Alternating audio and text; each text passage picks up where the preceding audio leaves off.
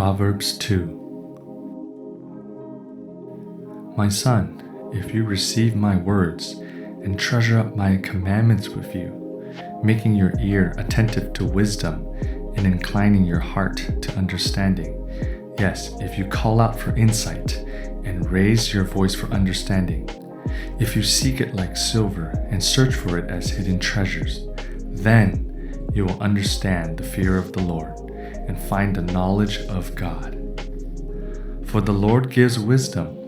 From his mouth come knowledge and understanding. He stores up sound wisdom for the upright. He is a shield to those who walk in integrity, guarding the paths of justice and watching over the way of his saints. Then you will understand righteousness and justice and equity, every good path. For wisdom will come into your heart, and knowledge will be pleasant to your soul.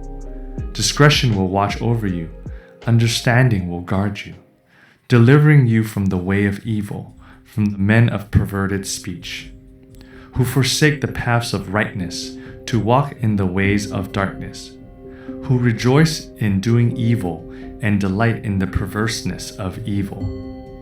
Men whose paths are crooked and who are devious in their ways. So you will be delivered from the forbidden woman, from the adulteress with her smooth words, who forsakes the companion of her youth and forgets the covenant of her God. For her house sinks to death, and her paths to the departed. None who go to her come back, nor do they regain the paths of life. So you will walk in the way of the good, and keep to the paths of the righteous. For the upright will inhabit the land, and those with integrity will remain in it. But the wicked will be cut off from the land, and the treacherous will be rooted out of it.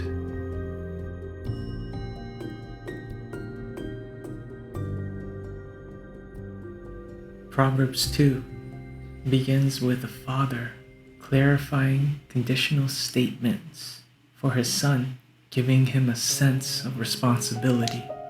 He says in verse 1, "My son, if you receive my words and treasure them." Verse 2, "Make your ear pay attention to wisdom." Well, what about wisdom? Remember in Proverbs 1, verse 20, wisdom shouts. She gives forth her voice. Chapter 1, verse 21, at the head of the noisy streets, she calls out. So now in Proverbs 2, the father says to his son, pay attention. Wisdom is calling. And then in verse 3, the condition here is, if you call out for understanding, give your voice for discernment. He says to his son, while wisdom is calling out for you, you call out for wisdom as well. This is a relationship. Wisdom from God calls out to you, and then you receive that wisdom. We treasure that wisdom. Pay attention to that wisdom, and then call out for more that wisdom because you treasure it. There's an exchange here. There's an interaction. Verse 4, if you seek her, we seek wisdom personified as precious silver treasures. Then what? Then verse 5, you will understand the fear of Yahweh. Verse 9, then you will understand righteousness and justice and equity. Why? Verse 6, for Yahweh gives wisdom. He's generous. And how? Verse 10, for wisdom will enter your heart. This is consistent with Proverbs 1. Back in Proverbs 1, verse 23, behold, I will pour out my spirit on you. I will make my words known to you. So we have a beautiful story where God's perfect wisdom calls out to us. And if we receive it, if we treasure it, we're going to want to call out for that wisdom as well. We're going to seek that wisdom, and it becomes this beautiful relationship, and it's intimate, because Proverbs 2 verse 10, for wisdom will enter your heart, and knowledge will be pleasant to your soul.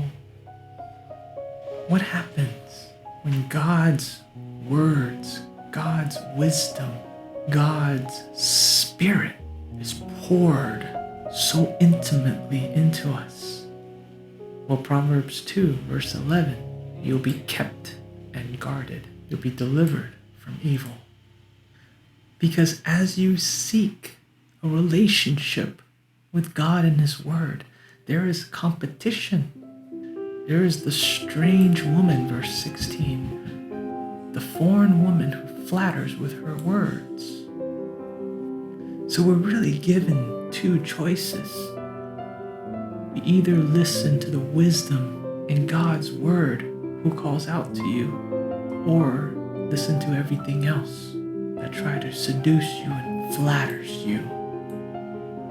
And if we choose well, verse 20, you will walk in the way of good men and keep to the paths of the righteous. So the result is not simply to avoid evil, but to gain God's blessing, God's promises. Verse 21, for the upright will dwell in the land, and the blameless will remain in it. There is no middle ground. The alternative is verse 19. All who go to her, the one who competes with God's wisdom, they will not reach the paths of life. Verse 22, the wicked will be cut off from the land. So the Father exhorts His Son to seek wisdom, which guards you from evil and will keep you to the paths of the righteous, the paths of life.